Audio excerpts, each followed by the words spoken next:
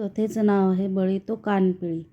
एकदा प्राण्यांमध्ये रोगाची साथ सुरू होऊन हजारो प्राणी मरू लागले.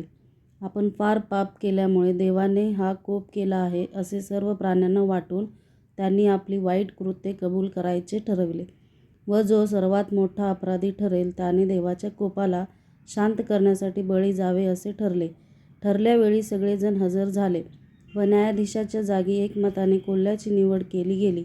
प्रथम सिंहाने पुढे होऊन कबुली दिली, मी फार गरीब कोकरांना ठार मारलं. एवढंच नव्हे तर फार भूक लागल्याने एका धनगरालाही ठार मारून खाल्लं. त्यावर न्यायाधीश महाराज मोठ्या गंभीरतेने म्हणाले, एखाद्या सामान्य प्राण्याने अशा गोष्टी केल्या असत्या तर नक्कीच मोठा अपराध ठरला असता. पण महाराजांना इतरांपेक्षा जास्त सवलती असतात. मूर्ख बकऱ्यांनी एकच धनगर खाणं हा काही मोठा अपराध नाही. या निकालामुळे हिंस्त्र प्राण्यांनी कोल्ह्याची तारीफ केली. यानंतर वाघ, चित्ता, अस्वल वगैरे प्राण्यांनी आपापल्या कबुली दिल्या व कोल्ह्याने वरीलप्रमाणेच निकाल दिला. शेवटी एक गरीब गाढव पुढे येऊन म्हणाले, एका शेतकऱ्याच्या इनाम जमिनीतलं मूठभर हिरवं गवत मी खाल्लं आणि त्याबद्दल मला पश्चाताप. काय पश्चाताप? न्यायाधीश झालेले कोल्होबा ओरडले, अरे पाप्या, नक्कीच तुझ्या पापामुळे सध्या हा देवाचा कोप झालेला आहे.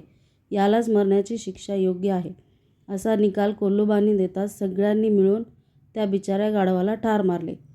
तात्पर्य: बळी तो कानपिळी.